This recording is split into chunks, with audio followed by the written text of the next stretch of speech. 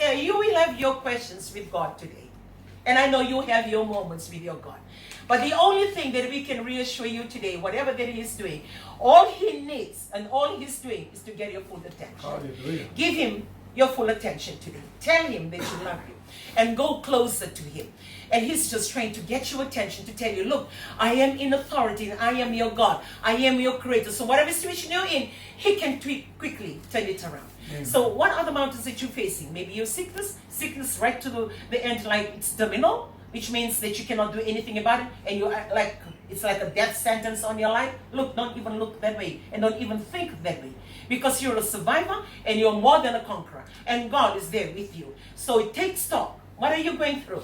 Is it your child so rebellious, don't want to listen to you anymore, or talking back to you, or throwing things back at you, or even punching you? All other things that are happening when you're looking at your children, whatever it is, today you take stock. Don't run away from it. And don't continue to speak over it. And don't continue to think that it's going to define you. No, you take stock. Sit down and say before God, okay, this is what's happening.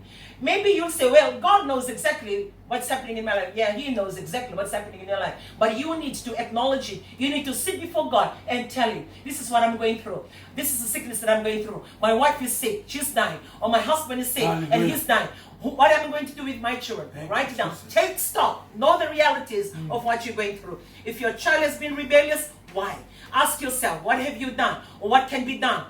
You know, you try and think out everything. Write it down and sit before God. Take stock of what's happening around you. Take down all the factual notes. What is it? Is it your mortgage? Is it your bills? That your payments are so overwhelming. You cannot meet the little money that you're getting or the money that you don't have. Now the bills keep on happening and you can't afford to feed your family. Money is just lacking in so many ways and it's really taking its toll. And you're feeling so depressed. Nearly every day you are depressed. And nearly every day you're stressed.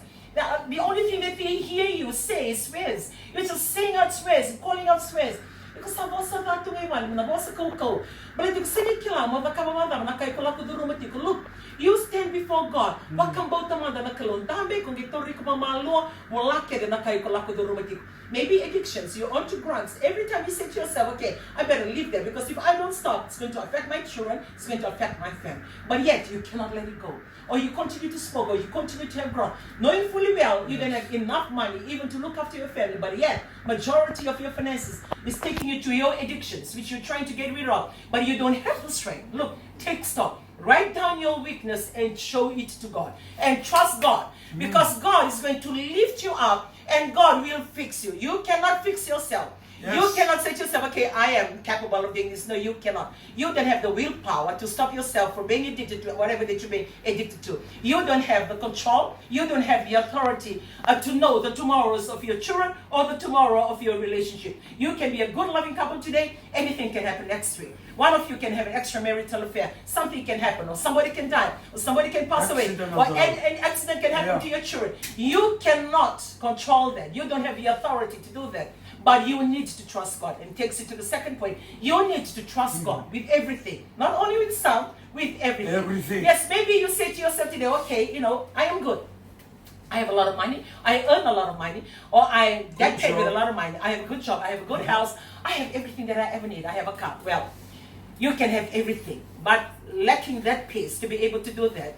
And you can have rebellious children. You can even have everything good, looks so luxurious, but your relationship with your husband or your relationship with your wife is not together. You're staying in the same house, living in separate bedrooms, having your own extramarital affairs. Is that life? I don't think so. Look, stand before God today. Take stock of the reality of where you are at.